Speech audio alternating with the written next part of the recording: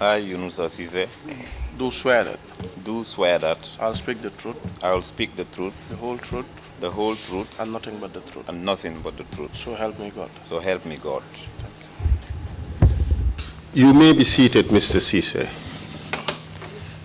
Thank you very much.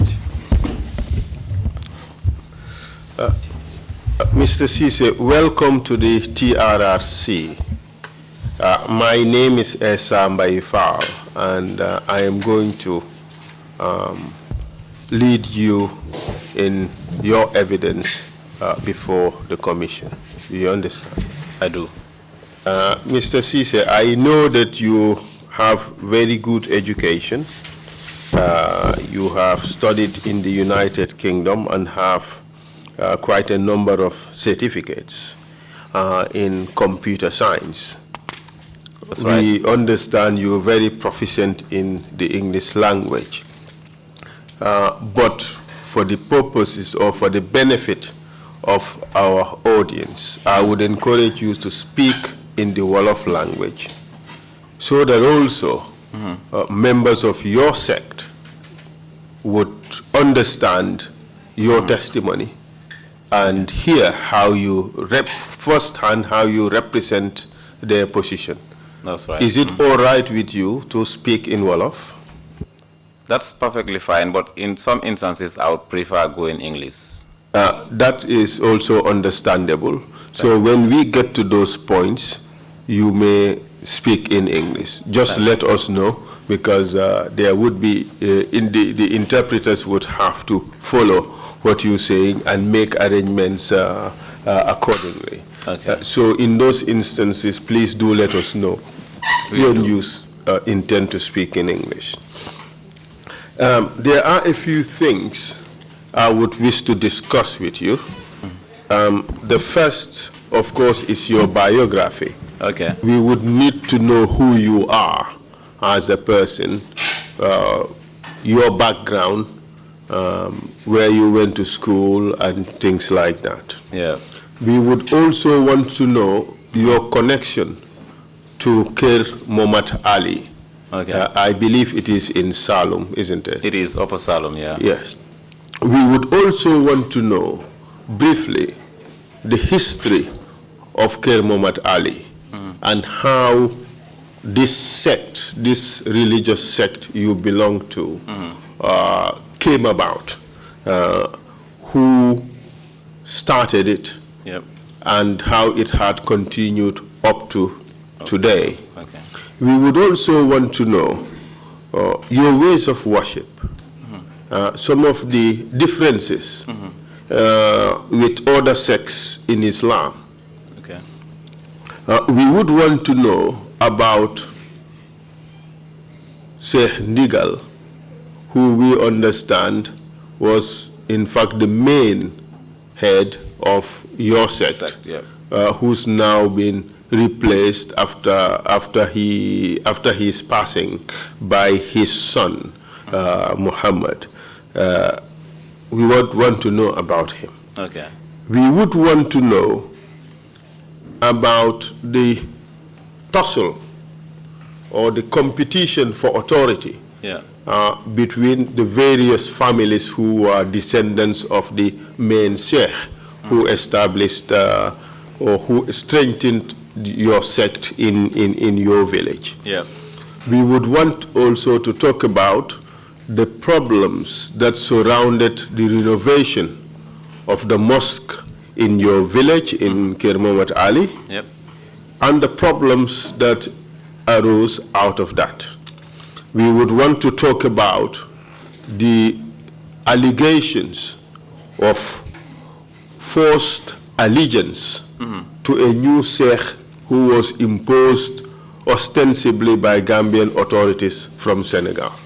Okay. Or the new sheikh from Senegal who was imposed on you by the Gambian authorities. And how that has led into forced exile by members of the sect, over 500 people, into Senegal. And your efforts after the fall of the Jammeh regime to come back to Gambia to regain possession of your lands, your properties, and to freely exercise your religion in Gambia. The judgment you've obtained from the High Court and the steps you are taking to have that judgment enforced by Gambian authorities, and the problems you are encountering in doing that. Are you ready to proceed? I am. Thank you very much. Kindly tell us your full names, please.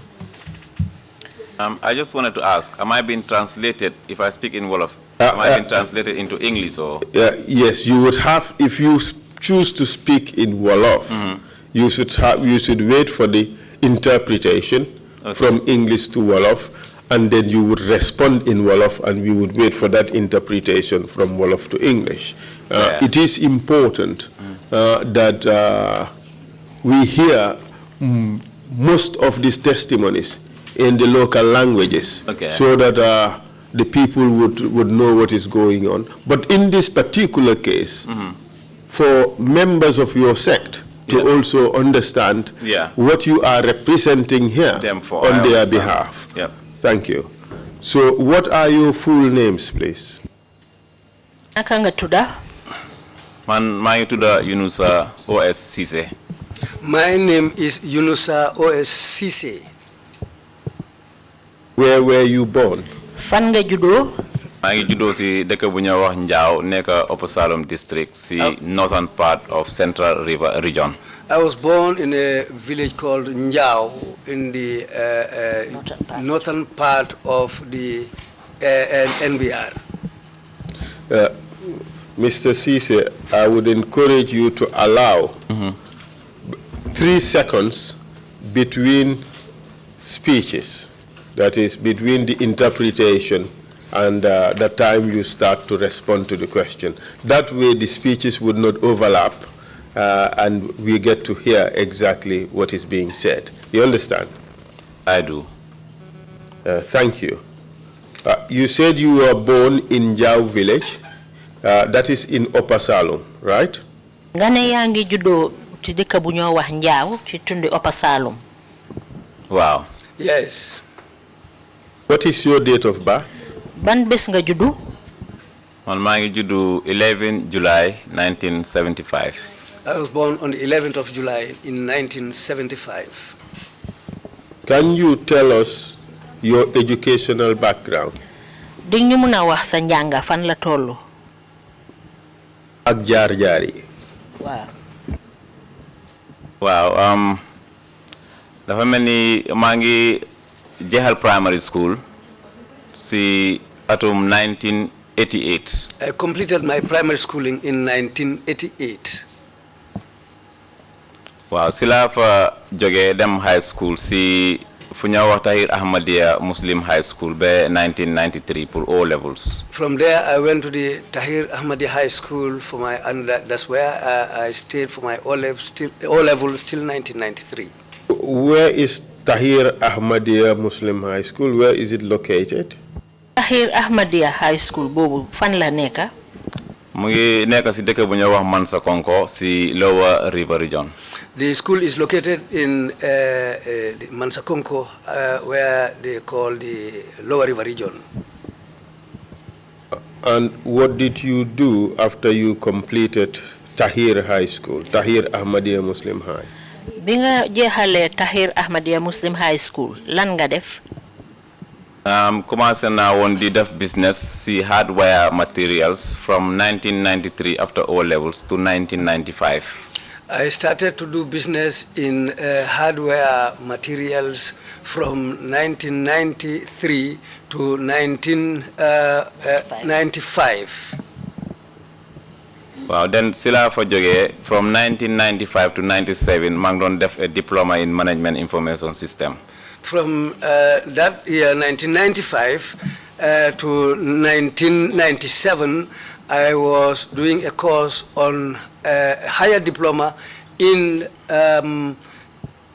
information management systems. Information management systems, yes.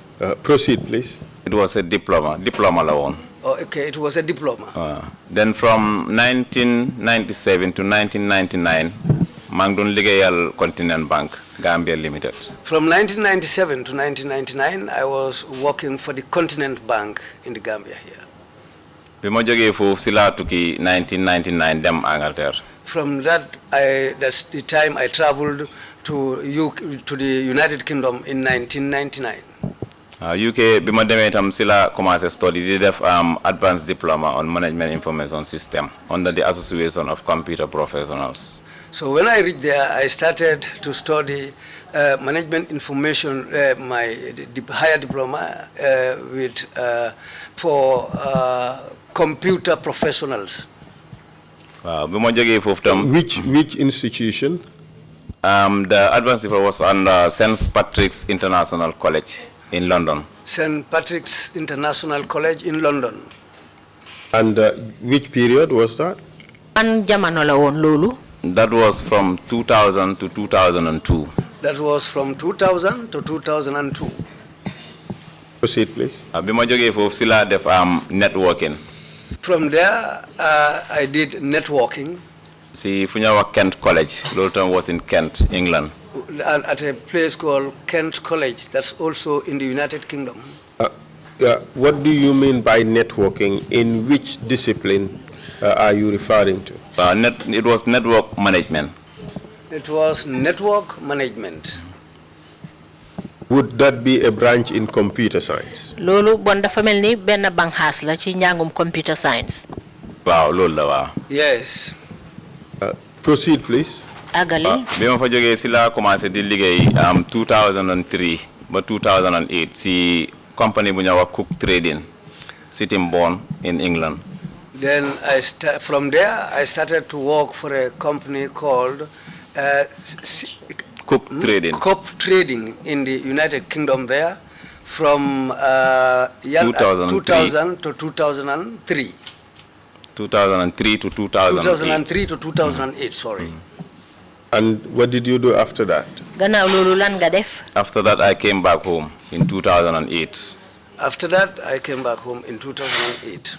When I came back, bima ñëwé ma commencé di liggéey si fu ñu wax MJ Financial Service and Bureau de Science Limited. When I came back, I started to work for MJ Bureau de Science and Financial Services. Fofu nekk naa fa ba 2014. I was there till 2014. From 2014 sila ubi suma business boppa ñu ko wax Ndigal Finance. From there, in 2014, I started my own exchange of bureau in 2014 called Ndigal Financial Services. Ba jamono ji fuñ tollu ni. Up to the present day. Could you kindly tell us your connection with the village called Kër Momad Ali? Ding ñu mëna wax ban jokkalante nga am ak dëkk bu ñoo wax Kër Momad Ali. Waaw dëkk bi di Kër Momad Ali dafa nekk dëkk boo xam ne man suma yaay foofu la cosaanoo. Well, Kër Momad Ali is a village where my mother came from. Foofu na dafa mel ni 2 kilometers la rek digganteem ak fu ma juddoo si boppam muy Njaaw. Well, that's just only 2 kilometers between Kër Momad Ali and Njau village where I was born. Dama daan ànd ak suma yaay di dem Kër Momad Ali di seeti suma ñoom maam ak suma ay nijaay. I used to go with my mom to go to Kër Momad Ali to go and look at my uncles and other relatives living there. Ba pare borom dëkk bi jamono boobu moo doon suma maam ñu ko doon wax Modou Bamba Sect. And at that time, the head of the village was my grandfather called Modou Bamba Sect. Waaw si biir dama ko ñëw boobu noonu nag lu ma daan ànd ak suma yaay ñu dem ba jamono boo xam ne nii man tamit nekk naa mag ma commencé man it xam connection bu ma am ak ñoom muy suma family relations may dem di ñëw man tam on my own. So going there and coming with my mom made me to come to understand that, well, I am related with these people, and that relationship, as I grew up, I came to understand it, and later on I continued going there and coming, going and coming, until I came to understand the main relationship between me and those people. Waaw surtout dir bu ma nekkee high school jamono bu nekk su ma amee holiday nii wala weekend dama daan faral di ñëw. foofu laa daan gën a spend time. Especially when I was going to high school, I used to go there for my holidays. In fact, I spent most of my holidays in that village. yàlla def nag si biir loolu. Well, Allah decided that in that. waaw mu mel ni relationship bi léegi dem na ba nga xam ne suma yaay nu ma introducé woon ak suma mbokk yi loolu dem na ba nga xam ne nekk na si suma système bi so connexion bi suma munee taxawagum foofu su fekkee leer na loolu moo ko aussi. Well, the connection, as how my mother introduced me to the relatives in that village, it grew up, and when I grew up, I came to understand the nature of that relationship, and that's how I stand up to date. During your visits to Ker Muhammad Ali, did you by any chance meet a marabut in the village? jamono jooju ngay dem Kër Muhammad Ali ndax musul nga fa dajee nag ak sëriñ boo xam ne moo nekk foofu ca dikka ba. waaw dajee naa fa ak sëriñ Digal moom ay yoon. Yes, I was able to meet Serigne Digal in that village many times. You mean in Ker Muhammad Ali, right? In Ker Muhammad Ali. Parce que suma yaay dafa ma fa daan yóbbu léegi-léeg suma daan exam jamono bu nekk dama fa daan dem. muy ma daan defal ñaan di ma jàppale si suma exams. Yes, my mom used to take me there, and usually sometimes when we are about to sit to exams, I used to go there so that the Marabu will pray for me to have success in my exams. This Marabu, you call him Digal. What is his official or formal name? Sëriñ bi nga ooyee Digal moom lan mooy turam diga. moom ñu ngi koy wax Muhammadu Habibullahi Seka. His full name is Muhammadu Habibullahi Seka. The nickname Ndigal, what does that mean? ñu di ko ooyee nag turi Ndigal loolu Ndigal moom lu mu tekki. Ndigal moom su ma ko mënee leeral mooy comme autorité rek autorité daal mooy Ndigal ndax moom comme Ndigal bi fu mu jógee dëgg-dëgg mooy moom comme su fekkee ne dafa am révélation su fekkee ne dafa am révélation wala su amut révélation lu mu war a def du ko def te révélation boobu moom dafa gëm ne suñ borom moo ko koy jox. waaye lu ma waaw sorry. Well, Ndigal is some sort of an authority, and that means the Marabu, if he sees something spiritually, that what he tells people as Ndigal. But sometimes if he doesn't see anything, well, still as a Marabu, he will wait until anything he sees, he will reveal to people. That's what they call Ndigal. It's a sort of an authority. He would have to wait for a revelation. Have to wait for a revelation. Mr. Ceesay, in essence, Ndigal means instruction, directly translated from Wolof to English. waaw dafa mel ni ndigal loolu la tekki rek mooy ne da ngay joxal ndigal nit pour mu def. loolu waaw loolu la sax waaye comme leeral la rek. Yes, that's what it is, just to clarify. And you called your Marabu Ndigal because he used to deal with his followers by way of instruction. He would be giving instructions to them based on claimed divine revelation, correct? léegi dafa mel ni yéen seen sëriñ boobu yéen a ngi koy ooyee ndigal ndaxte daf daan joxe ndigal ci ñi nga xam ne ñoo daan toppa ci gannaawam jamono joo xamee ne rek it ña am na dara loo xam ne feeñu na ko. waaw ku am soxla si moom dem si moom soo ko waxee soxla bi loolu sa yow yaa ko wax sa soxla nga bëgg a léegi mu def si dara dama laa jox exemple comme léegi. Can we do it in small Yeah. tranches so that it could be translated, interpreted correctly? That means if people go to him, people who are in need of his services spiritually, when they go to him, that's what he does for them. Whatever is revealed to him, that's what he's going to tell them. waaw si misaal léegi comme ñi nga xam ne dañ doon comme fraude di jógee Sénégal di fi jëndee di jógee Gambie di fi jëndee bagage di dem Sénégal. Just like people who used to buy merchandise from the Gambia here and take it to Senegal, the traders who do that kind of business. No, who used to smuggle goods. Or smuggle goods, sorry, who used to smuggle goods in between the two between countries. these two countries. waaw ñooñu suñ ñëwaan si moom pour mu defal leen ñaan. Those type of people, if they come to him for prayers, daf la ne wax ne ñu déglu suñ borom. he will tell them to wait for our Creator. ñooñu óolu nañ ko ñoom dañoo toog xaar ba ndigal wax leen ne time bi su jotee mun ngeen dem. They believed in him so much so that when they go to him, he will tell them, okay, you have to wait until I have a revelation about about your trip. Then you can wait until after that revelation, then I'll talk to you. And they used to wait. waaw suñ ko xaaree nag dem si heure bu mu leen wax si time bu mu leen wax suñ demee niñ ko bëggee noonu lañ koy amee. And usually, after he tells them that this so and so is revealed to me, when they leave his place and go, usually, they will always see things as he told them. Things will happen according to what he told them. In a sense, what you're telling us is that he developed a reputation of basing his activities on claimed divine revelation, which he called Ndigal. And as a result of that, people called him Ndigal. Bon daal ci misaal dafa mel ni moom jëfam yépp ni mu ko defee mooy daf dee xaar ba dara feeñu ko maanaam mu am ndigal li pour jox nit ki ndigal pour mu def li nga xam ne moom la war a def moo tax ñu ko ooyee ndigal. loolu mooy dëgg waaw. Yes, that's the whole truth. And in terms of his practice of the religion, there were things he used to do for or after every Eid. Could you tell us about that? Ci anam yi nga xamne nak non la daan doxale wàlli diinaam dafa am ay yëf yoo xam ne daf ko daan def jamono Eid bu nekk ndax di ñu mën a wax dara ci loolu. waaw loolu comme num daan demee rek mooy comme suñ jullee Tabaski ba pare wala ñu julli Korité ba pare. Well, how it went on was after performing the Eid prayers, like the Korité prayers or the Eid or the Tabaski prayers.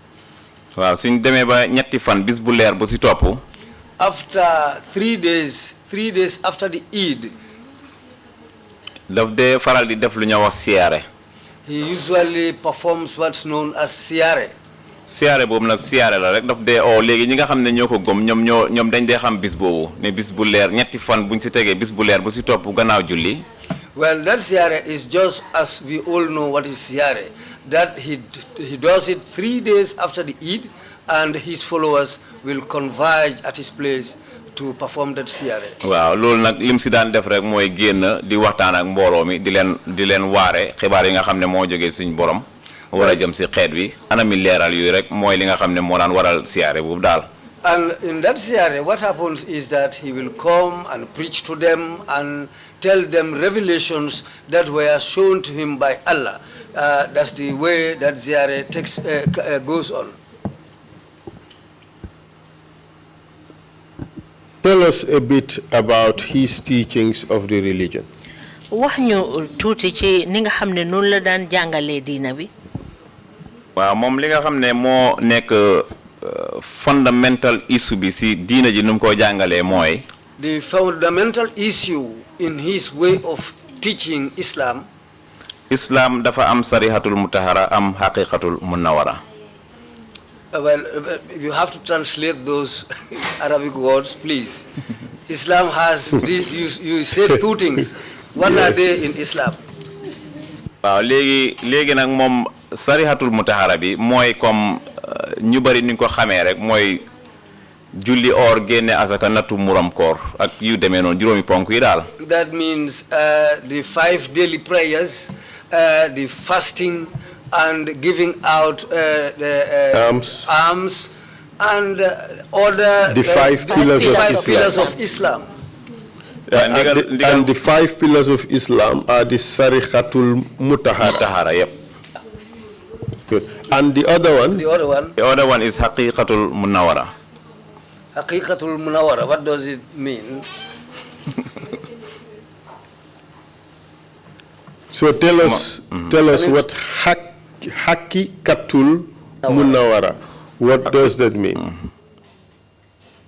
an la haqiqatul munawara tekki. waaw loolu su ma la ko nar a tekkil mooy comme dëgg-dëgg ji rek yoon wi nga xam ne mooy dëgg-dëgg bi jëm si yàlla. Well, the easiest translation of that is the truthful way, the truthful path to Allah. The true path to God, or the true path to Allah. Yes, the truth. loolu nag li nga xam ne mooy renam bi mooy maanaam dëggal kenn ak yàlla. And that simply means that there is only one God, and we should all believe that there is only one God. The strengthening of the oneness of God. Okay. That's what you meant, right? Very right, yep. Good. And in a sense, tell us the differences between the two. The 5 pillars of Islam, that is Sarihatul Mutahara, and Hakikatul Munawara, which is the true path to God.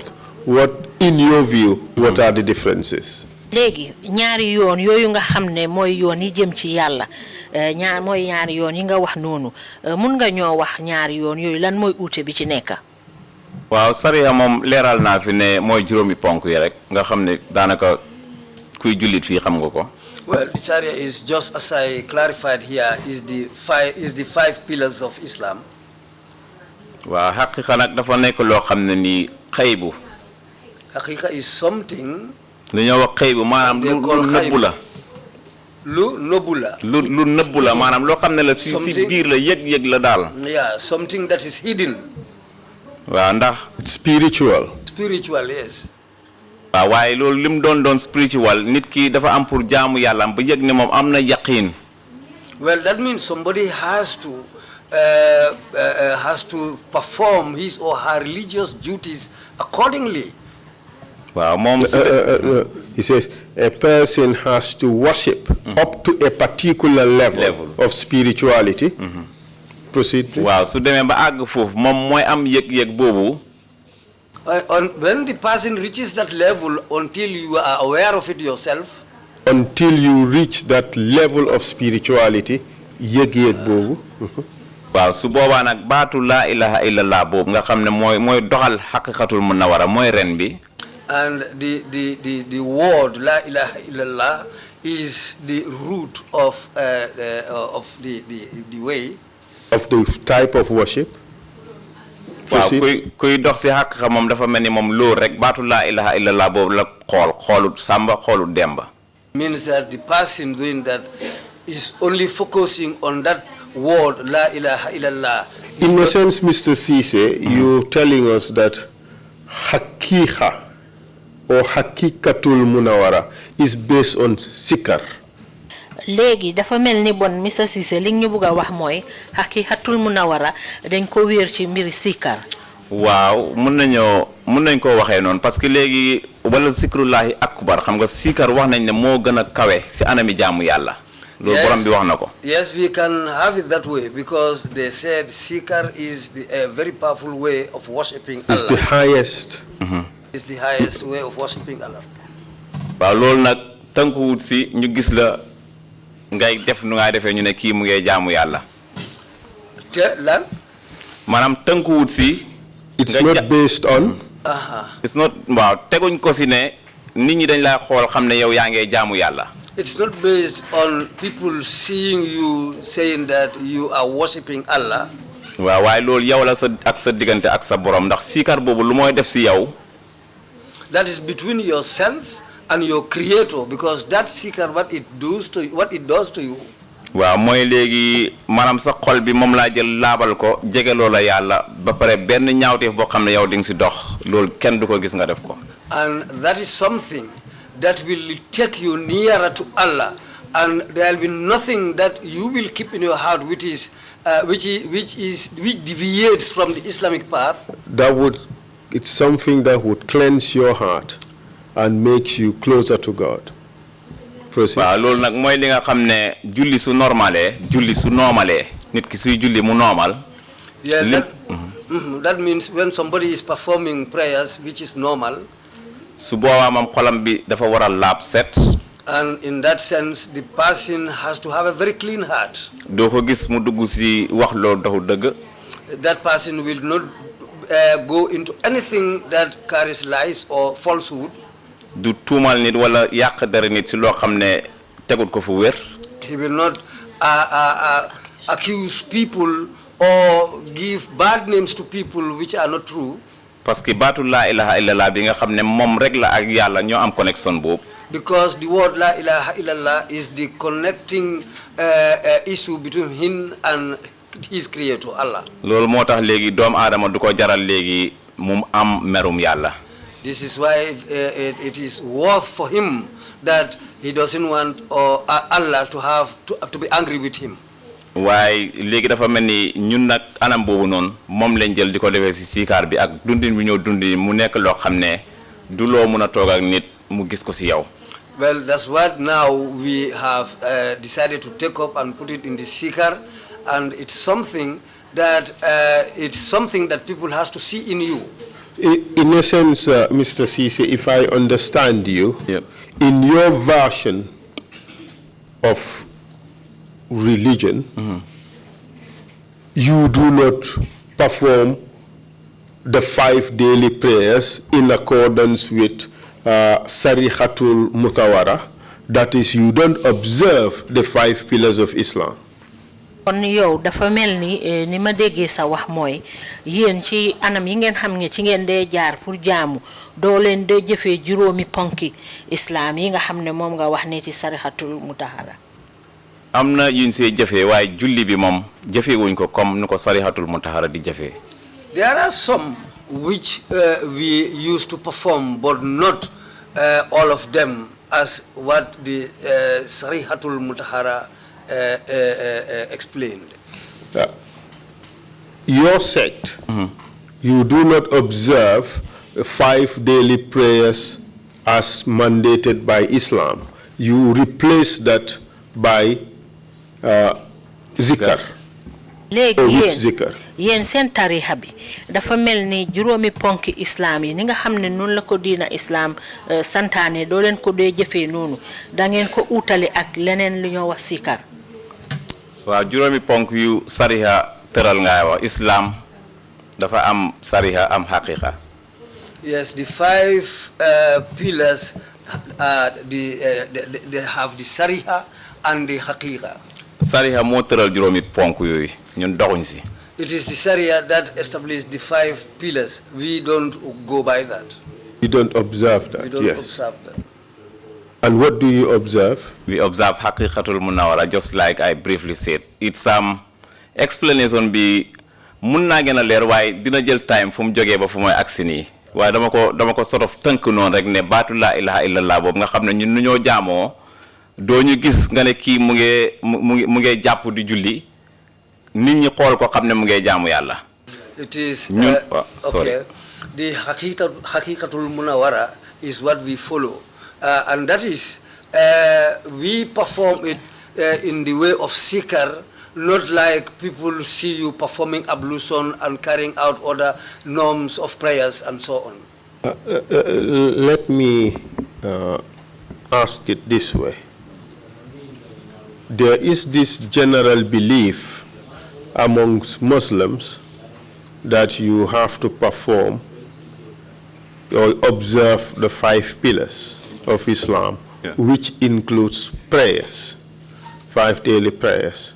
And in fact, the name Muslim, as translated in Wolof, is Jullit.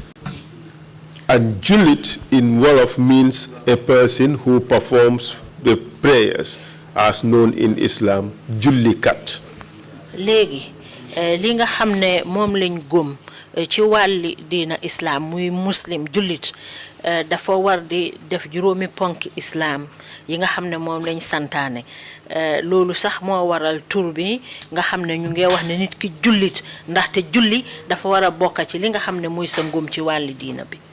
maanaam suñ waxee ooyee nit ki jullit la ca ëpp julli gaa tax nga doon jullikat moo tax ñuy la ooyee jullit. waaw loolu maanaam comme nit ñi ñoo ko gëm di ko nit ñi ñoo ko déggee noonu rek téye ko noonu. Well, that's something People just had it like that, and they decided to take it as that. They take it like that. But your own version of Islam is that you people perform the zikr instead of the 5 daily prayers. Yéen daal ci seen wàlli ngëm ci islam mooy ne sikar bi moom ngeen dee jël def ko place juróomi waxtu julli yi. waaw sikar boobu noonu julli la christian itam lu ñoo def julli la. Yes, that julli dafa bari façon tur bi la rek. That sikar is part of the prayers. Is the prayers that we do, just as Christians also. waaw julli moom anami jaamu la rek léegi loolu moom pour nga ne léegi nit ki di Allah akbar nii rek mooy julli dowul loolu. Well, prayers doesn't end in just performing the prayers as per se, just saying Allah Akbar. waaw lu ma la mën a wax foofu rek comme yonentu Yàlla Ibrahima jamono bu mu fi nekkee moom.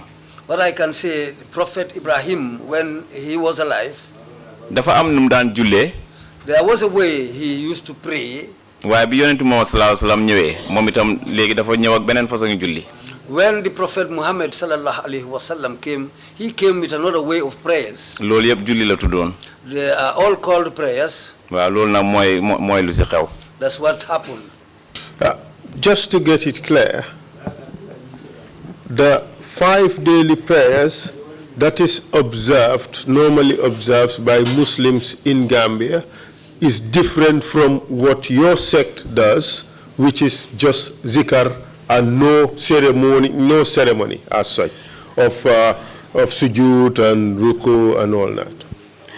Léegi dafa melni li nga xamne mom la julliti de def liñ xam fi ci biir réewi Gambia juróomi waxtu julli yi yeen mom da ngeen ko jël def ko ay sikar uté dal ni nga xamne non lañ jé defé julli di kabar di sujood di ruko ak yoyu.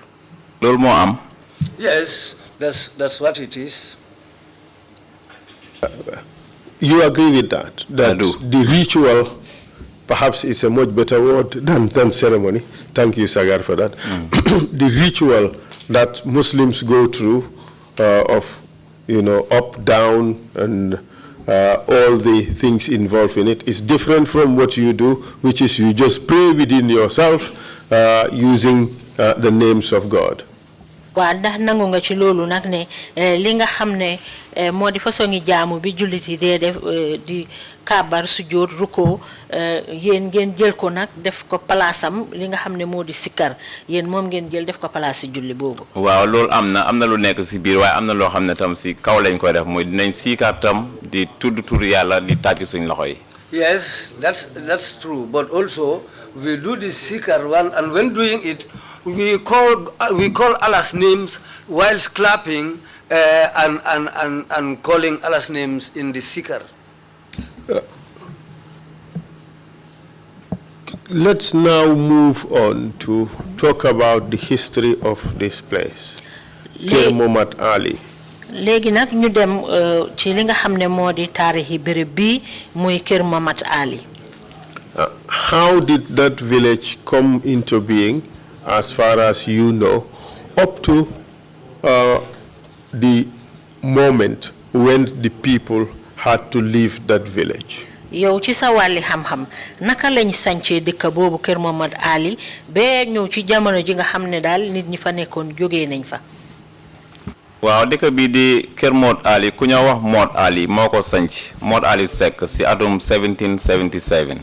This place was established by somebody called Muhammad Ali Sect in 1777. Momat Ali Sect. Mod Ali Sect, yes, in 1777. Waaw bi mu ko sancee nag dëkk bi di jàllantu from generation to generation ba agsi si loxo ku ñëw wax Serigne Basiru Seck. Well, after the establishment of the village, we went on there generation after generation until it reached Serigne Basiru Seck.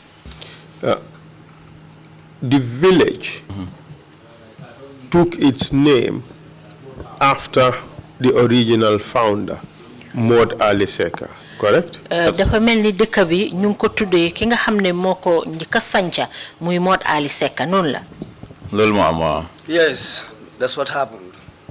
And from 1777 onwards, ownership or leadership of the village was transferred from generation to generation of the Seckers, correct? mu melni depuis bañ ko sancé 1777 li nga xamné nak modi kilifté fi dëkk bobu nonu daf dé toxu ci doom yi dem ci sët yi dañu topalanté ko nonu ñepp santa Seck. ñepp santa Seck waaw. waaw non la démé. Proceed, please. Yes, that's what happened. waaw dëkk bi légui bim ñëwé ci loxo Serigne Bassirou Seck mi. Now, when Serigne Bassirou Seck took over the village, Do you or can you tell us which year Sheikh Bassirou Seck became the head of the village? léegi ñu mëna wax ban at la Cheikh Bassirou Seck ñëw jité dëkk bobu. Suma juumu dina nek 1966. 1966. if I can remember, it happened in 1966.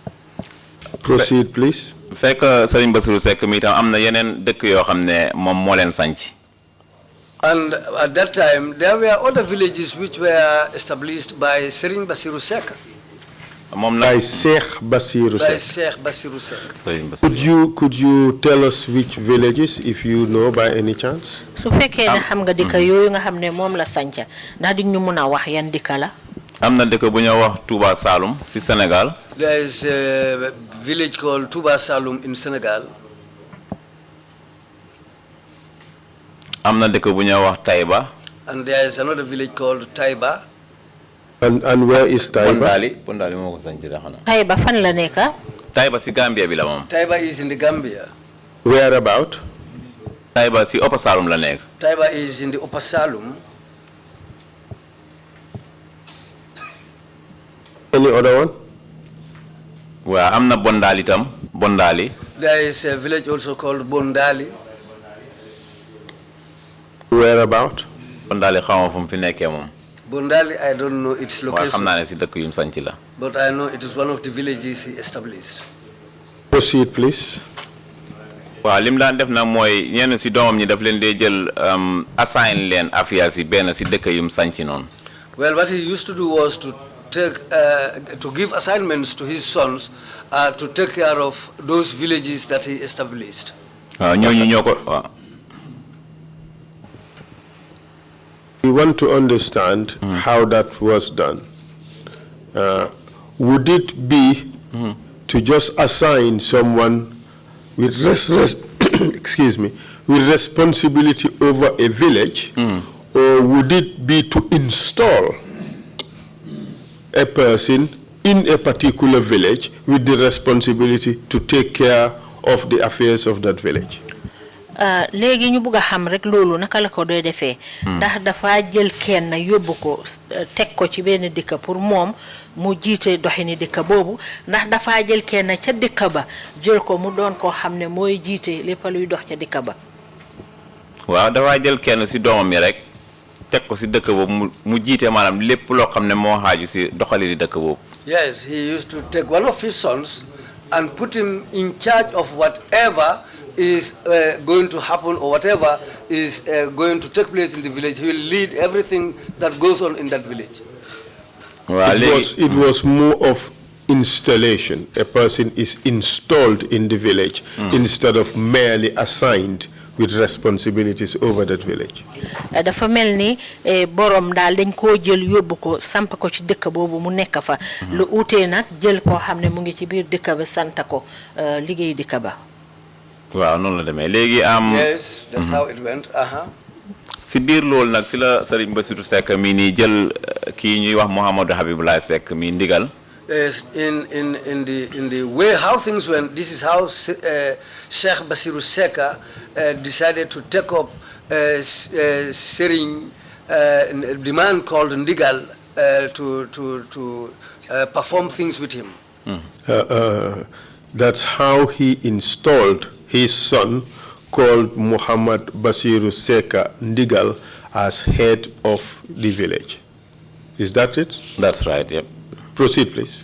Waaw fekk mom bi mo yóbbu ndigal foofu si dëkk boobu si Kër Mod Ali in 1982. When he was taking Ndigal to Kër Mod Ali in 1982, dafa fekk mom mu waxoon ne léegi Kër Mod Ali su fekkoon ne tool la. he said, Kermot Ali, if it was a farm, moom kon boyal na tool bi boy na maanaam. well, that means then the farm has reached maturity. lu ko waral mooy moom mënutoon a am ndam si jubale waa dëkk bi daal dafa bëri woon jafe-jafe jamono boobu. At that time, there were a lot of differences in the village. He was unable to bring them together. That was the reason. waaw mu andi fa nag Sëriñ Ndigal mi moom nag yàlla defal ko si ndam si li nga xam ne papa mënul ko woon a achieve si dëkk boobu. That's why he brought Serigne Ndigal into the village, who was able to achieve to unite the people, which his father was unable to do. So Ndigal was installed in Ker Muhammad Ali by his father in 1982. melni ndigal dal papa am daf ko yóbbu tabako fofu ci Ker Muhammad Ali ci atum 1982. Wow. Yes. At this stage, who was the head of Ker Muhammad Ali? jamono bobu nak kan mo nekkon njiti Ker Muhammad Ali? Ker Muhammad Ali. Ker Muhammad Ali. waaw jamono bobu Serigne Bassirou Seck dafa àndoon ak ku ñuy wax Modou Bamba mooy suma maam ku ma mentionoon. At that Modou time, Bamba Seck. Sheikh Bassirou Seck was in accompanying my grandfather, who was Modou Bamba Seck. Who was the head of the village. Yes. Okay. Now let's get it. In what position was Ndigal installed? Was it as spiritual leader or was it as head of the village? Ndigal nak mom bañ ko tabba fofu nonu ci dekk bobu ci yan anam la dafa nek ko xamne dafa jité dekk ba wala dañ ko fa tabba mu nek ko xamne mo ci wali serigne la nek fofu. waaw xam nga legi mom jité ci wali sen diiné ji. xam nga moom léegi sëriñ yi soo xoolee ñoom seen doxalin ñu si ëpp suñ demee si barab. If you look at marabouts, how they do things, if they go to a place, ñoom su fekkee ne nekkuñ fa su ma waxee ne dafa jël sëriñ Ndigal teg ko fa. if they are not present there personally, if I say he took Serigne Ndigal and put him there, waaw kooku moo fa taxawee tànki papaam rek. it was just like he was there representing his father. su boobaa nag lu papaam doon def moom ak njaboot gu nekk foofu. And whatever his father does with the family living there, si loxoom la nekk moom nag mooy seet léegi kan la see jox ban cër. if it passes, everything passes into his hand. Now it is left to him to look what responsibility he will give to anybody. waaye Modou Bamba mi nga xam ne moom la fa fekkoon moom Ndigal. But Modou Bamba, that he found there, the Ndigal found him there. donte moom la papaam defoon mu jiite mbiri dëkk bi. And it was his father who made him head of that village. ba tey maanaam alkalosib bi. And still the alkalosip, daf ko bàyyi si loxoom. he left it in his hands. loolu moo doon dox nag di jàllantu ba jamono bu ñu fay génnee. That was going on from generation to generation until the time they left. From what you have said, it appears to me that Muhammadu Habibu Seka, Sheikh Bassirou Seck had installed his sons in Touba Salum, in Taiba, and in Bondali, and in Ker Muhammad Ali. Legi man ci nima gisee sa wax mooy Cheikh Bassirou Seck mi dafa jël doomam yi ku ci nekk mu tabala ci dëkk yi ci Taiba Salum ci fi nga Touba Salum Taiba Ker Muhammad Ali ak ci Bondali. Wow. Yes.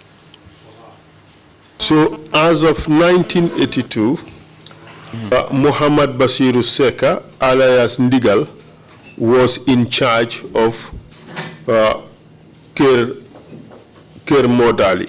Muhammad Habibu Seck, rather. Ndigal was in charge of Ker Muhammad Ali, correct? On 1982, ci atum 1982, bon dafa melni Muhammad Bassirou Seck moom mooy ki nga xam ne nag moom moo jiite woon foofu di Ker Muhammad Ali. Wow. Yes. And for how long was he in charge?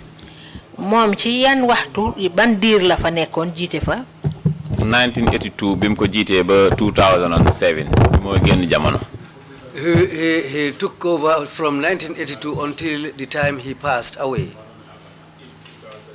2000. Yes. In 2007. In 2007. 7. During this period, was there any direct connection between the people in Kermot Ali and those in the other villages, Tuba Salum, Taiba, and Bondali? ci jamono jooju nag ndax amoon na yenn jokkalante yoo xam ne amoon na diggante Kër Mod Ali dëkk boobu ak yeneen dëkk yu demee ni Touba Saloum Taïba ak Bondali. waaw jamono boobu dafa mel ni comme xanaa siyaare xew rek seen papa di am siyaare rek ñu tasee fa. Well, in those days, it was just like if there is a ziyara, their father happens to have a ziyara, then others will come and converge there. waaw loolu. Where would they converge? fan lañ dee daje. fu siyaare bi am rek mun na nekk Touba Saloum mun na nekk Kër Mod Ali ndax yooyu yëpp moom moo amaloon jamono yi nga xam ne dañ fa daan waral di def siyaare daal. Wherever the ziyara is supposed to take place, whether it's in Touba Saloum or Taiba or Bondali or wherever the ziyara is supposed to take place, that's where they will converge. Was there a designated headquarters of the Sheikh Basiru Seka? Did he have a designated headquarters for his followers? moom Cheikh Basiru Seka moomu ndax amoon na benn dëkk boo xam ne moom la jëloon def ko mu doon màkkaan pour ñi nga xam ne ñooy toppa ci kawam ci gannaawam. mooy tooguwaayam par exemple. mooy Papi Ndigal nga miin wala. Cheikh Basiru Seka waaw Papi Ndigal. waaw moom Touba Saloum moo nekkoon headquarters am. His headquarters was located at Touba Saloum. That would be in which country? In Senegal. That's in Senegal. So when Ndigal came in 1982, did he have any other relationship? No. In fact, let me rephrase the question. When did Sheikh Basiru Seka pass away? Cheikh Basiru Seka moom kañ la génn àddina. 19 was it 2000? I can't remember.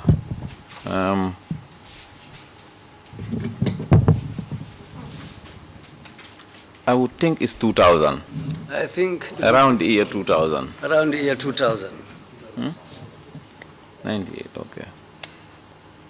I've just been rectified. 1998. 1998. Yes, 1998. During this period, up to his demise in 1988, did Ndigal have any problems in Kër Mohammed Ali? jamono ji nga xam ne nag moom Ndigal mu ngi toog ba moo génn àddina 1998 ndax am na benn jafe-jafe boo xam ne am na ko. No, ndax Ndigal am na benn jafe-jafe Kër Mohammed Ali balaa papaam Cheikh Basiru Seka di génn àddina. Did Ndigal have any problems in Kër Mohammed Ali before the demise of his father? Ndigal ndax amoon na benn jafe-jafe balaa papaam di gaañu. Déedéet ndax moom li ko papaam santoon si dëkk bi amoon na si ndam. diggante boobu amul si benn jafe-jafe. No, because the assignment that his father gave him in the village, he was able to achieve that. So this is why he didn't have any problems there. The other siblings of Ndigal. Okay, let me rephrase. Ndigal had other brothers, didn't he? Ndigal amoon na ñeneen ay doomi ndeyam yoo xam ne ñoom la bokkal. ay mag waaw wala ay rakka. ñum bokkal baay waaw. ñum bokkal baay. Yes, there were others from the same father with him. Was any one of those residing in Kër Mod Ali? am na kenn ci ñoom koo xam ne dëkkoon na Kër Mod Ali. déedéet kenn su ñoom musuta dëkk Kër Mod Ali Ndigal rek moo fa dëkkoon si doomi papaam yi. No, none of his father's sons resided in Kër Mod Ali Xanaa ay apart from rakkam yu- Ndigal. Just xanaa ay rakam yu jigéen. Only his sisters, younger sisters, stayed there. Was there any point in time before the death of his father in which any of his siblings came from their own village to install themselves in Kër Mohammed Ali? Ndax amoon na benn jamono balaa papaam di génn àddina kenn ci ñi nga xam ne ay doomi baayam lañ jógee seen dëkka ñëw foofu pour fal seen boppa ci Kër Mohammed Ali. waa amoon na jamono boo xam ne du fal seen bopp sax waaye amoon na jamono boo xam ne ñoom maanaam ñeneen ñi bokkal baay ñëw nañ si dëkk bi pare woon nañoo ñëw ne dañ bëgg a def siyaare si dëkk boobu Kër Mohammed Ali. Well, the other brothers, not to establish themselves, but some of them came to Kër Mohammed Ali to conduct a siyaare there. waaw. But did any one of them live in Kër Mohammed Ali? Ndax kenn ci ñoom dëkkoon na Kër Mohammed Ali? non kenn si ñoom mosut a dëkk si dëkk boobu Kër Mohammed Ali. No, none of them ever lived in that village Kër Mohammed Ali until the time the old man left. Those that live in Kër Mohammed Ali, what was their nationality? ñi nga xam ne ñu ngi dëkkoon foofu Kër Mohammed Ali ñoom fan lañ juddoo waa fan lañ? ay Gambian lañ. They are Gambian indigenes. How about those in Taiba? Naka ña nekk Taiba nag? waaw Taiba tam ay Gambian lañ waaye dafa mel ni Taiba moom waaw Taiba si Gambia bi la so ki nga xam ne moom moo fa toogal moom sëñ Basiru moom tam dafa mel ni comme ndigal rek. Well, Taiba is in the Gambia. The Taiba is part of the Gambia, and those who the leader there is also Gambian. He was born in this country, just like Ndigal. Gambia la judo ndax judo wut Gambia. Judo wut Gambia. He was not born in Gambia. Exactly. How about Taiba? Naka Taiba nag? Touba Salum. Touba Salum, yes. Touba Salum moom si Sénégal la. Touba Salum is in Senegal. ñi fa mos a nekk ñëpp ñoom foofu lañ mos di nekk Sénégal ba pare yenn si doomam yi ñi nga xam ne daf leen yóbboon si yeneen dëkk yi ñooñu ñëpp dañ mujj dellu Touba Salum si moom. Yes, Touba Salum is part of Senegal, and that's where they stayed. In fact, some of the other siblings living in other areas later came and stayed at Touba Salum. So between 1998, after the demise of the old man, and 2007, did Ndigal have any direct connection with those in Touba Salum? Digante 1998 bala sen papa di génn àddina ba 2007. déedéet amuñu woon benn connection si diggante boobu from 1998 to 2007. There was no connection between them from 1998 to 2007. léegi foofu comme maa ngi la doon wax benn siyaare boo xam ne ñoom ñu ngi fa doon ñëw doomi baayam yi pour def fa siyaare. There is one ziyaare that I was talking about, that the order to come and conduct a siyaare there. siyaare boobu ñoom fu ñu ko jàpp ak fi ko Ndigal jàppoon du benn. Well, the venue Ndigal chose and the venue the others chose were different. It's not a physical place. Yeah. It's the basis. The date. The date. The date. The date, yeah. Okay. All right. So could you explain that again, please? State that again. bés bi nga xam ne ñoom doomi baayam yi moom lañ jàppoon pour ñëw def siyaare si dëkk boobu di Kër Mohammed Ali fi nga xam ne ñoom tooguñ fa woon. The date that the other brothers chose to come and perform the ziyarah at Kër Mohammed Ali, where they were not residing. Date boobu ak fi ko Ndigal jàppoon dafa utee woon. That date was different from the date that Ndigal chose. waaw loolu nag ñoom kontaanuñ si woon ndax siyaare bi mujjuñ ko amal. Well, the other brothers were not happy about that because later on the ziyarah didn't even take place. waaw gannaaw loolu nag amatuñ benn contact ba fii jafe-jafe yi dooree. And from that there was no contact between them until the difficulties started. help us to understand ndigal as a person. Léegi waxal ñu xam ndigal moom ci boppam ci jëmmi boppam ñu xam moom mooy kan. waaw ndigal daal nu ma la ko mën a waxee mooy léppam yàlla la. Ndigal, as I can explain to you, whatever he does is based on his belief in Allah. waaw mboolem loo xam ne daf koy def moom dafay fekk léegi borom bi d'accord seeg moom wala borom bi sant ko ko. Well, whatever he does is something that he believes has been revealed to him by Allah. waaw moom léegi nekk na nit koo xam ne ni moom comme man lu ma gën a booleeg moom mooy maanaam gëstu mbiri yàlla bi ma daan nekk. Well, what connected me to him is that the research about Islam that I was doing About God. about Allah that I was doing since I was young is what connected us. waaw su ma toogee si kanamam dégg ko muy wax ak ni mooy waxee. If I sit in front of him and listen to what he said and how he was saying it, waaw yàlla kese laa see gis mu uteeg yeneen jotaay diina yi nga xam ne dama si daan teew. it's all based on Allah, different from other religious gatherings I attend. mu nekkoon koo xam ne nii moom maanaam yëfi nguur. He was somebody like things dealing with government. daanaka mbiram xóotut si woon. He was not much interested anything that deals with government. waaw ndax moom léegi maanaam moom topputoon benn doomu aadama pour njëriñ. He was not after any human being to have benefits from that person. waaw nguur tàngeewut ko nag ba dugal ko si loo xam ne nii moom dëppoowut ak lu ko borom bi digal. Then, and there is no government which can instigate him to go or do anything that is not revealed to him by Allah. dëggu gi itam maanaam dëggu gi man si moom laa ko gisee te itam loolu laa gis ne moom la dugal si ñi nga xam ne ñoo ko topp. Yes, and also the truthfulness of things, I had it from him, and that's the way that he was doing things. waaw duñ neexal nit si loo xam ne nii maanaam teguñ ko si yoon. He will not try to convince somebody into something, to please somebody that is not the truthful part of Islam. waaw li ñu ñor daal te ñu gis ko si ndigal mooy yàlla rek moom laay xool ne bégal na ko. Well, what we recognized in him is that whatever he does is something that deals with Allah.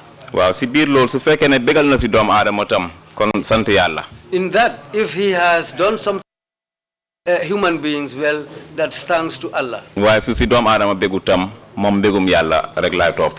And if people aren't happy about it also, he just wants to please Allah. waaw moom luñ mën a wax si moom yaatu na trop. What we can say about him is quite wide.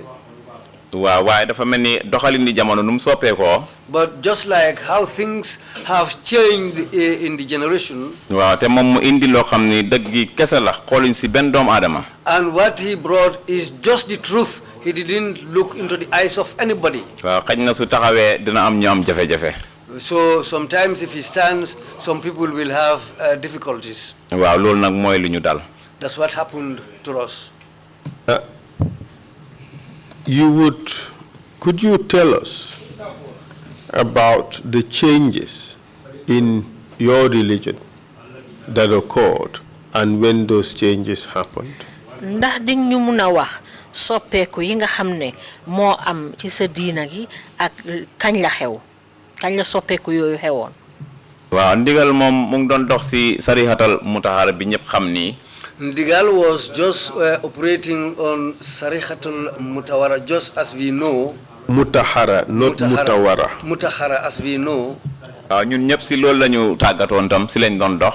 And we all were doing things accordingly to that. waaw demoon na ba jamono boo xam ne julli sax su jotee nii ñun juróom-ñeenti minutes duñ ko romb. ndax li And at times when it was time for prayers, we will not even do the prayers more than 9 minutes. waaw maanaam waxtu julli wi su jotee. When it's time for prayers. maanaam suñ si tegee juróom-ñeenti minutes. When after 9 minutes after.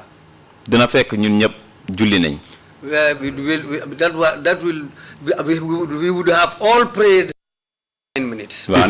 Before 9 minutes after the prayer time. Meaning to say, therefore, you observed the prayer times strictly. Yes. Strictly. te loolu lu mu si wax mooy mu ne su fekkee ne da nga am sa enveloppe nga def fa stamp. And what he said about that, if you have an envelope and put a stamp on it, nga bëgg ko post dina egg fu mu war a dem. and you want to post it, it will reach wherever you want it to go. So amee sa enveloppe stamp loo ko mun naa am du dem si destination. And if you have an envelope without a stamp, it might not reach its destination. lii la ñu tàggatoon ba ku ñu xam ku ne jamono boobu xam nga ne ñun jullit doonuñu si woon moromi kenn. And this is what we were doing until it went to a level where we had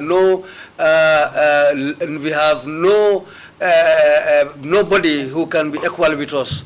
loolu dox nañ si. And that's what we were doing. waaw kon xamoon nañ bu baax liñ doon def ne mu ngi doon jubale ak suñ borom. And we were doing very well things that we know was right to Allah. soo jógee si saal nag si cabinet ngay dugg. If you leave a parlor, you are going into a bedroom. ñun nag su fekkee ne am na cabinet. waaw. If there is. waaw su ma tuddee cabinet rek kon am na cabinet. If I call there is a cabinet, well, it is there. waaw ñun suñ saal bi dafa am cabinet. Well, our parlors are accompanied by bedrooms or cabinets. waaw léegi nag bi ñu jógee si loolu ñun léegi mu soob borom bi. Well, after we left that, then he decided to invoke. No, it then pleased Allah. It then pleased Allah. ñu dugaat si beneen doxin boo xam ne. And we went into another way of doing things. ñiñ nekkaloon. The people that we were with know him. ndax dugg nañ foo xam ne ñoom àggaguñ fa. Because we have gone into a place that they didn't know. loolu moo yëkkati wax ji. That's what brought about the argument. waaye ñun ñu ànd ak dal te xam ne dañ xam lu ñeneen xamut. But we were calm because we knew that we know something that the others didn't know. waaw te xam ne jamono ngee ñëw xëj na dina leer. And we knew that there will come a time when things will be very clear. waaye lu ma laaj comme 2002. But what you asked me in 2002. suma eeboo ma ne foofu la ndigal génnee si yoonu maanaam di julli allah akbar nii comme ni ko sarihatul mutahara di defee.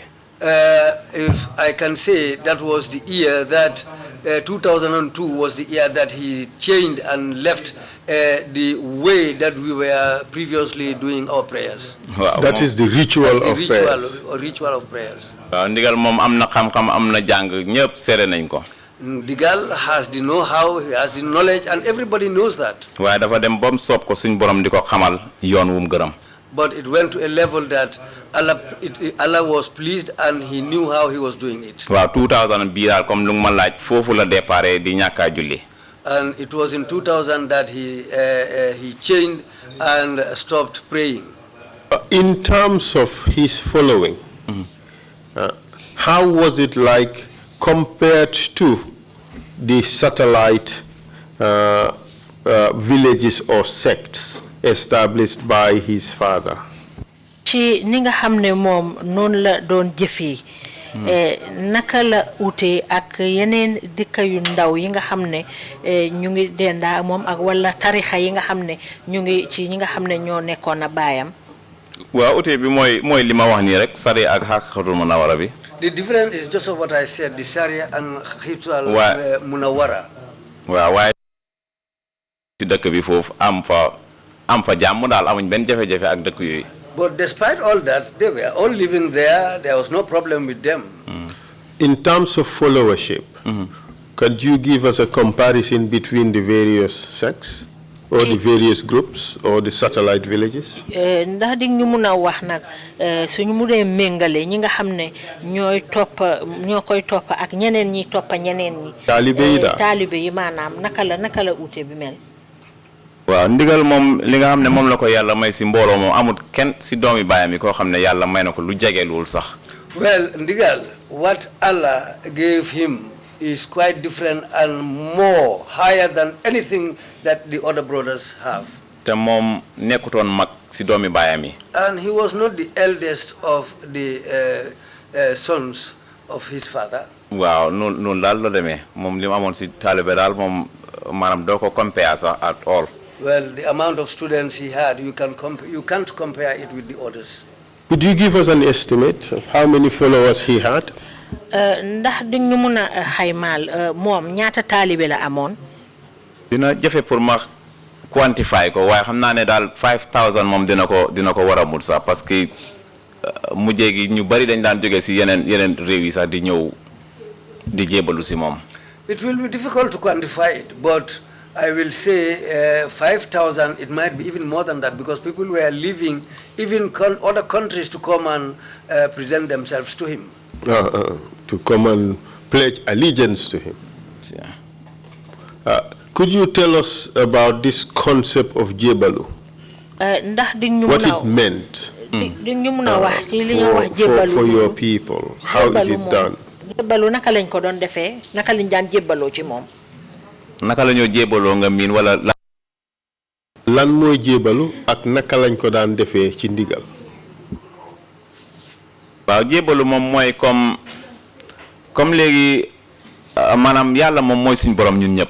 Well, Jebalu is just like Allah is our creator, all of us. Waye légui borom bi tam batay mo santane manam nga am wasila. And Allah himself gave the orders for us to have wasila. Moy ko xamne rek yow yaakar nga ne so ande ak mom dina la jëmele ci yalla. That means you have somebody that you believe that if you follow this person, then you will be in Allah's good books. Waaw lool nak modé waral manam jébalu. That's why how this jébalu came about. Waaw nga ñew manam jox ko manam $2 la ma bari dal lim mu ndaw la rek dal nga joxe ko rek manam siaré ko rek mu ñaanal la. You come with something even if it is as small as $2, you give it to him and as a siare, and he will pray for you. Basically you submit yourself to him. Is that we all submit ourselves to God. But do you submit yourself to ndigal? Waaw dina jox nit loxo yaakar ne mom mën na ma yobbu ci yalla suma ko joxe loxo loolu la def ak ndigal. Yes, that means if I give my hands to ndigal, he will be somebody who will lead me to Allah. You also pledge allegiance to him.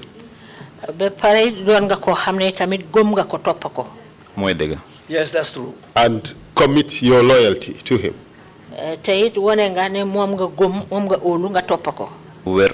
Wow, yeah, that's it. And that's the whole concept of Jebalu. Yes. The village in Kermot Ali, just before the passing of Ndigal, how many homes were there?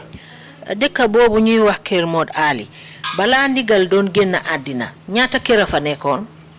Wa deka bi mu ngi won ci 81 kër jamono bobu. There were 81 compounds in the village around that time. How do you know that? Naka nga ko xamé? Deka bi dafa am map ba pare dañ dan fay rates yo yeb dañ len number bu nekk am borom kër. Yeah, there is a map of the village and we have been paying rates, and that's also documented. So you people have an idea who owned which home, which compound in that village? Bon mel na ni yeen dal xamone ngeen kër gu ci nekk ci dëkk bobu kër bu nekk borom kër gi kan la? Waaw loolu xam nañ ko bu baaxa baax ndax dëkk bi dafa am dëkër yoo xam ne tam dañ amoon sa certificate of occupancies. Yes, we knew that very, very well, because in fact there were some compounds who had certificates of occupants. The physical planning dañ defaraloon dëkk bi a village map. And physical planning created a village map. Waaw yi yëpp Ndigal daf ko lijanti woon moom si jamonoom ñun ñëpp dañ jàppoon ne loolu dëkk àll soxlawut ko sax. Ndigal was the person who decided to do all that, but formerly we thought that a village inside at a remote place doesn't need all that. So in a sense, but okay, what was the position of the residents of Kir Mohammed Ali vis-a-vis this religion that you were practicing? ñi nga xamne nak ñoo dëkk ci kër yooyu ci Kër Mohammed Ali ñoom naka lañ doon gisee diina bi nga xamne yeen moom ngeen den digle? waaw ñi nga xam ne ñoo dëkke woon Kër Maale ñoom ñëpp taalibe ndigal lañ woon. The villagers of Kermod Ali were all students of the big Marabu. waaw bi moo dox si sariha ñoog moom la. When he was doing the Sharia, they were with him. waaw balaa moo jàllaat si xaqiqatam fekk xam nañ ne maanaam li ñoo ut gis nañ ko. Before he transferred to the Haqiqa also, they knew that what he was looking for has been achieved. ñu bokk ak moom dëkk bi yëpp united nekk benn maanaam family rally behind him.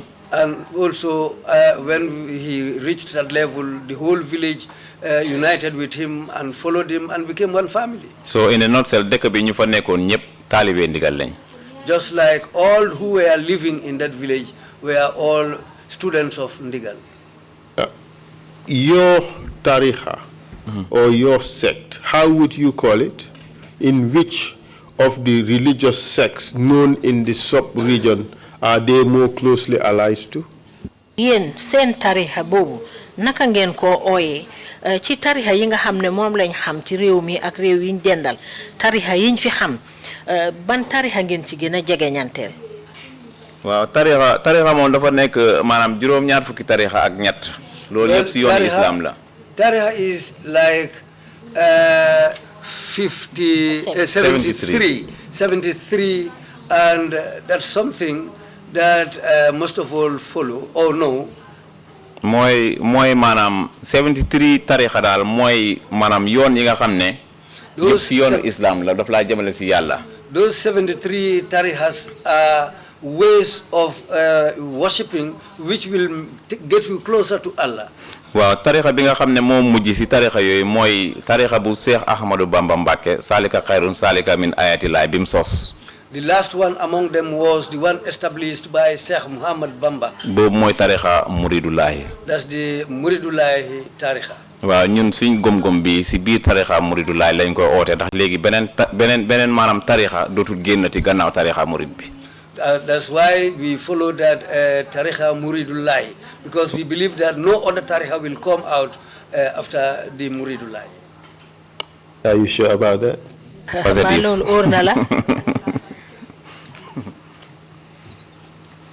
So your sect is part of Muridism.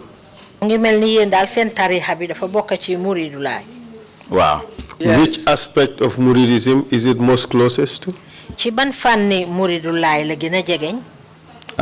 Suñu wax Baye Fall la ñoo wax ne moom la gën a jege. When we say it's nearer to the Baifal system. waaw comme ku xam léegi tarixa murid bi. Somebody who is well versed in the Murid tarixa. waaw te nangu ko. And believes in it. waaw xam nga ne léegi Cheikh Ahmadou Bamba Mbacke salika xayrun salika min ayatillahi. And you know that Sheikh Muhammad Bamba Mbacke. moom maanaam yoon wi nga xam ne moom la jël yoon wu ñi ko xam maanaam jàpp nañ ne yoon wu wér la wu jëm si yàlla. And the route he took, his followers believe that that's the right path which will take you closer to Allah. That is a sure path to take you to Allah. waaw léegi nag moom ku ko dégg rek daanaka dégg nga maam Cheikh Ibrahima Fall si wetam. Which means anybody who believes in him and follows him, you are nearer to Sheikh Sheikh Muhammad Bamba. No. Could you take that again, please? waaw ma ne léegi comme léegi maanaam ku dégg sëñ Touba Mbacke maanaam di nga dégg Cheikh Ibrahima Fall si wetam. Anybody who hears Serigne Touba Mbacke, you will hear Sheikh Ibrahim Fall near him. waaw lim liggéey si yoon itam ku doon murid te gëm ko wala boog ku doon it murid sax te óolu sëñ Touba. Anybody, what he did, anybody who is a murid, you follow the sect, but you don't believe in Serigne Touba. waaw gis nga ne moom nu mu daan doxee utee na ak nu sëñ Touba si boppam daan doxee moom maam Cheikh Ibrahima Fall. And you see that things he did, the difference between him and Sheikh Muhammad Bamba Mbacke. waaw te liñ jàpp mooy sëñ Touba rafetlu woon na doxinu maam Cheikh Ibrahima Fall. And what happened was that Serigne Touba accepted the deeds of Sheikh Ibrahim Fall. waaw moom nag mu doonoon Baye Fall boo xam ne Baye Fall bu tegu si tracé gi la. And he was a Baye Fall who was really established. Would you realize or would you accept that that by fal, even though it is part of Muridism, it's also distinct. Yes. Yes. Well, can we have a translation of that? Mo ngi melni interpretation. Ndax di nga nangu ne Baye Fall dëgg la de ci fànni murit la bokka waaye dafa melni ba tey dafa beddeeku. waaw loolu wér na xam naa ko nangu naa ko. Yes, that's quite true. I know that and I have agreed to that. You also would agree that the head of the Baye Falls in Senegal is also called Ndigal. Ndax di nga nangu itamit ne ki jiite Baye Fall ci Sénégal kooku itamit ndigal lañ koy ooyee. Wow. Yes. So you model yourselves as another sect close to Baye Falls but different from Baye Falls, and you called your leader Ndigal. Yéen daal dafa mel ni da ngeen jëlee seen tarixa bi mu doon beneen tarixa boo xam ne utee na ak Baye Fall waaye jegeñ na ak Baye Fall ngeen jël seen njiit li ooyee ko Ndigal. loolu amut. No.